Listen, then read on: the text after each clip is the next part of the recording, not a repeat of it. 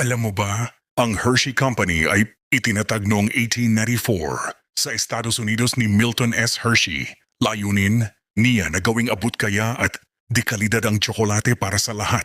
Dahil sa tagumpay nito sa Amerika, unti-unti itong lumawak sa iba't ibang panig ng mundo, kabilang ang Pilipinas. Unang nakilala ang Hershey Chocolate sa Pilipinas noong panahon ng pananakop ng mga Amerikano noong unang bahagi ng 1900s. Sa panahong ito, maraming produktong Amerikano ang ipinakilala sa mga Pilipino, kabilang ang tsokolate.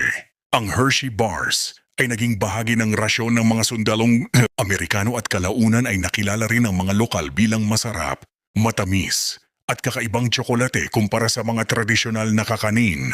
Noong ikalawang digmaang pandaigdig, lalong naging kilala ang Hershey Chocolates dahil kasama ito sa military rations ng mga sundalong Amerikano sa bansa. Para sa maraming Pilipino, ang tsokolate ng Hershey ay naging simbolo ng pag-asa at kaunting ligaya sa gitna ng kahirapan ng digmaan. Pagkatapos ng digmaan, patuloy na pumasok ang Hershey Chocolates sa lokal na merkado sa pamamagitan ng mga grocery, PX stores at kalaunan sa mga mall.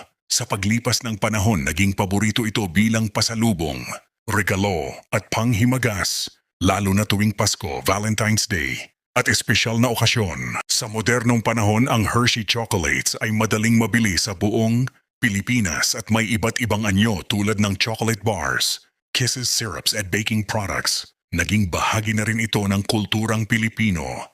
Ginagamit sa paggawa ng desserts, cakes at pangnegosyo sa pagkain. Hanggang ngayon, ang Hershey Chocolates ay nananatiling simbolo ng klasikong tsokolate sa Pilipinas. Ingles sa kasaysayan nito sa bansa ay patunay kung paano ang isang produktong dayuhan ay naging bahagi ng alaala, panlasa at pang-araw-araw na buhay ng mga Pilipino. Kung gusto mo pa ng mga ganitong kwento, follow mo lang ang page para sa mas marami pang history at kaalaman ng mundo.